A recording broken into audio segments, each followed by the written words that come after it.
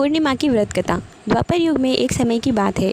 यशोदा जी ने श्री कृष्ण से कहा कि तुम सारे संसार के उत्पन्न करता पोषण करता हो। क्या आज तुम मुझे ऐसी कोई व्रत के बारे में बता सकते हो जिसको करने से मृत्यु लोक में स्त्रियों को विधवा होने का भय नहीं रहे और इससे सारे मनुष्यों की सारी मनोकामनाएं ज़रूर पूर्ण हो। तुम मुझे कोई ऐसे व्रत के बारे में बताओ। वे कहने लगे, हे माता, तुमने मुझसे अति सुंदर प्रश्न किया है। मैं तुम्हें ऐसे व्रत के बारे में सविस्तार से बताता हूँ।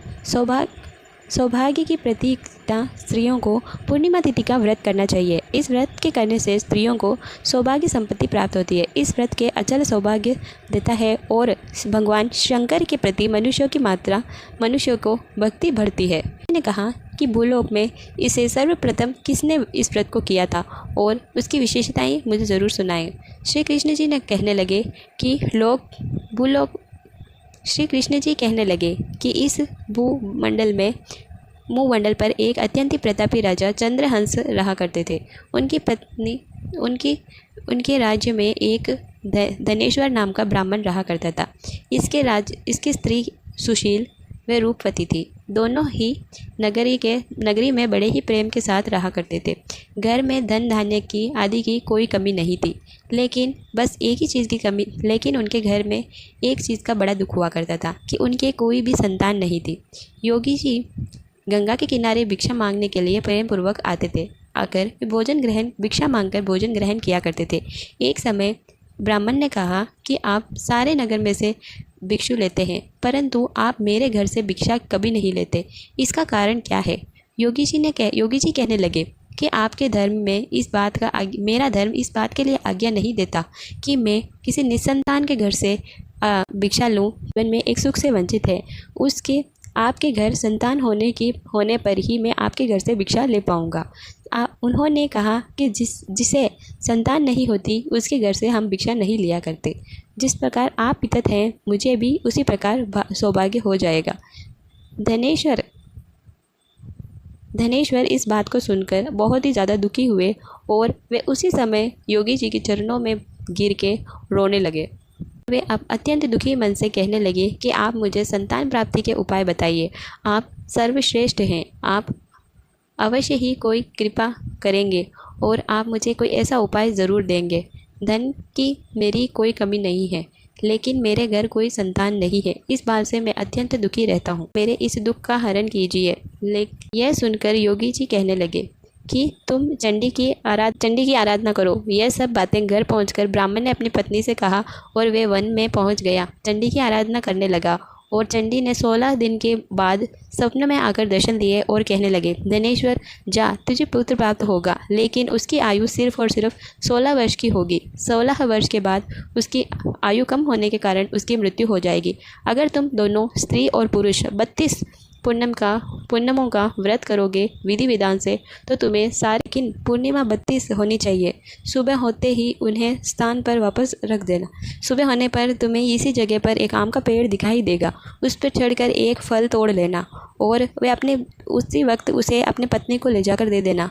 उसका सेवन करने से तुम्हारी पत्नी को ज़रूर पुत्र होगा। सुबह जब ब्राह्मण सुबह उठा तो उसे स्थान पर एक आम का पेड़ दिखाई दिया और वह उस फल को तोड़ने के लिए उस पेड़ पर चढ़ने लगा। वह पेड़ पर चढ़ने लगा, पर उससे वह पेड़ पर नहीं चढ़ा जा रहा था। बड़ी चिंता हुई और उसने भगवान श्री गणेश जी को याद किया और श्री गणेश जी की उपासना करने लगा और कहने लगा, हे दयानिधि, आपने भक्तों की विघ्न हरने का नाश करने का शपथ लिया है। मंगलकर्ता सुखहर्ता दृष्ट नाश करने वाले, हे रिद्धि सिद्धि के दाता, आप मुझे इतना बल दीजिए कि मैं ये फल तोड़ सकूं। वह फल तोड़कर अपने पत्नी के पास गया और पत्नी अपने पति के कहे अनुसार उस फल को खा लेती है। गर्भवती हो गई। देवी की कृपा से उनके घर पे एक सुंदर सा बालक पैदा हुआ। उसका नाम उन्होंने देवीदास रखा। देवीदास माता पिता के हर्ष और शौक के साथ वह बाल बढ़ने लगा। भगवान की कृपा से बालक बहुत ही सुंदर था, सुशील था और वह पढ़ाई लिखाई में बहुत ही निपुण था। दुर्गा देवी की कथा सुनकर वे माता पिता 32 पूर्णिमाओं का व्रत रखने लगे। जैसे ही वे 16 वर्ष का हुआ तो वे दोनों पति पत्नी से बहुत ही दुखी हो गए। उन्होंने पत्नी से कहने लगे, पुत्री मृत्यु को न हो जाए। उन्होंने सोचा कि अगर मैं अपने सामने यह सब कुछ होता देखूं तो यह नहीं देख सकता। तभी उन्होंने देवीदास को अपने मामा को बुलाया और वर्ष के लिए देवीदास को काशी पे पढ़ने के लिए भेज दिया। मामा के साथ अपने एक घोड़े पर सवार होकर चल दिया। अपने मामा को इसकी बात पता ही नहीं गई थी। दूसरी तरफ मामा और भांजा रात गुजारने के लिए एक रास्ते में गांव में रुके। उसी दिन गांव के ब्राह्मण की कन्या का विवाह था और जिस धर्मशाला में वह रुके थे उसी में बारात भी रुकी हुई। बारात वाकी लोग भी रुके हुए थे। उसी धर्मशाला में देवीदास और उसके मामा ठहर गए। उधर कन्या के तेल आदि चढ़ने लगे, उतरने लगे। समय आ गया तो वे वर तबीयत खराब हो गई। वर के पिता ने सोचा कि यह लड़का भी इस मेरे पुत्र के भांति ही सुंदर है, क्यों न मैं इसे उसके स्थान पर बैठा दूं और उसके साथ विवाह करने के बाद तत्पश्चात अपने पुत्र के साथ विदाई ले लूं। इसके बारे में जब वे उसके मामा से बात करने लगा, मामा के पास गया और उन्होंने सारी बात बताई। मामा ने कहा कि ये कन्यादान में जो कुछ भी मिलेगा जो सब कुछ हम लेके जाएंगे। वर के पिता ने बात स्वीकार कर ली। उसके बाद जब देवीदास के साथ विवाह संपन्न हो गया, इसके बाद अपनी पत्नी के साथ भोजन करने लगे। तब मन में एक विचार आ गया कि न जाने ये किसकी पत्नी है और इसको सारी बात बता देनी चाहिए। यह सब सोचकर उसके आंख में आंसू आ गया। तब वधू ने पूछा कि तुम इतने उदास क्यों हो और तुम क्यों रो रहे हो। तब उसने सारी बात बताई। कन्या कहने लगी कि ब्रह्म सबको साक्षी मानकर मैंने तुमसे विवाह किया है, इसीलिए आप ही मेरे पति हो। मैं आपकी पत्नी रहूंगी। किसी भी कन्या को आप नहीं रख सकते। परंतु देवीदास ने कहा, मैं किसी भी कन्या के साथ विवाह नहीं कर सकता क्योंकि मेरी आयु बहुत ही कम है। इस बात आप क्या करोगे।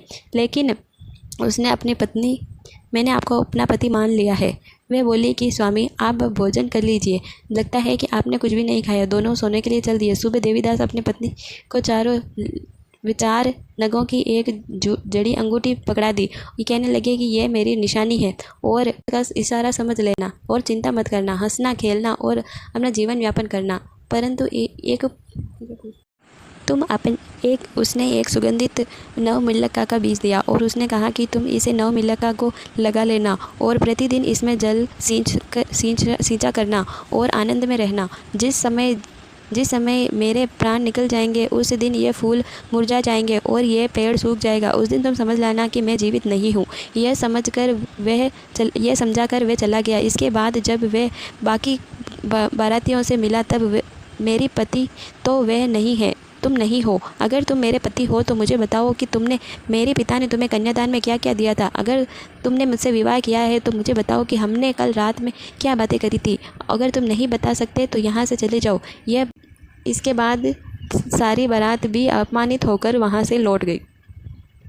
भगवान कृष्ण बोले कि माता इस प्रकार देवीदास काशी चला गया। कुछ समय बीत गया। एक रात्रि में सर्प उनके पास आया, लेकिन वह उसे काट ना सका क्योंकि उसकी माता ने 32 पूर्णिमा का व्रत पूर्ण कर लिया था। इस व्रत उसके बाद उसके काल स्वयं आया, लेकिन उसका कुछ ना बिगाड़ सका। वह मूर्छित होकर गिर गया। शंकर जी भगवान और गणेश जी वहां पर आए और उसकी दशा देखकर पार्वती जी ने कहा कि इस बालक को उठाइए, क्योंकि इसकी माता ने 32 पूर्णिमा का व्रत किया है। और शिव जी की कृपा से वह वापस उठ गया और वे वापस घर के लिए चल दिए।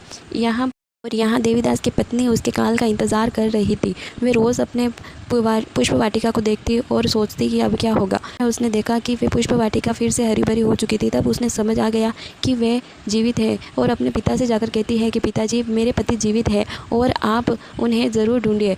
तब वे पत्नी के परिवार वाले यहाँ पर जब 16 वर्ष पूर्ण हो चुके थे तब वे काशी से निकल गए। परिवार के लोग उन्हें ढूंढने लगे और वह उधर आ गए। उसी समय देवीदास और उनके मामा वहाँ पर आ गए। उसके देखकर वे ससुर जी बहुत ही प्रसन्न हुए और अपने घर को ले गए। वहाँ उन्होंने सारा कुछ दिन वहाँ पर रहने का इंतज़ाम किया और कन्या को बहुत सारा धन देकर उसे विदा किया। फिर देवीदास के माता पिता अत्यंत चिंता में थे। उनको लोगों ने खबर दी कि मतलब तुम्हारे पुत्र वधू के साथ वापस लौटा है। उन्हें आश्चर्य हुआ और उन्होंने उनकी बातों पर यकीन नहीं किया। लेकिन दोनों अन्य आए और माता पिता के चरण स्पर्श किया, तब उन्हें यकीन हुआ। अपने सीने से लगाया और दोनों ही आंखने की खुशी में धनेश्वर बहुत ही दान दक्षिणा ब्राह्मणों को दिया। श्री कृष्ण जी की कृपा से श्री कृष्ण जी कहने लगे कि इस तरह धनेश्वर को 32 पूर्णिमाओं का फल दिया। 32 पूर्णिमा व्रत के प्रभाव से संतान प्राप्त हुई। इस व्रत को करती हैं उनसे जन्म जन्मांतर के वेदव्याएं दुख नहीं भोगनी पड़ती है उसके सौभाग्य में खुशियाँ ही खुशियाँ होती हैं।